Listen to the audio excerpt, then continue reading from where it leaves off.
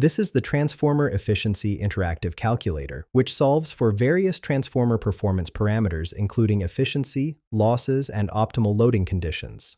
The calculator has a calculation mode dropdown with 6 options: calculate efficiency from powers, calculate efficiency from rated and losses, calculate maximum efficiency loading, calculate output power from efficiency, calculate total losses, and calculate all-day efficiency. For this demonstration, I'm using calculate efficiency from powers. The input fields include output power in kilowatts, input power in kilowatts, rated power in kVA, load factor as a percentage with a default of 75, power factor defaulting to 0.85, iron losses in watts, and copper losses at full load in watts. Additional fields appear for other calculation modes, including multiple load entries with hours for all-day efficiency calculations.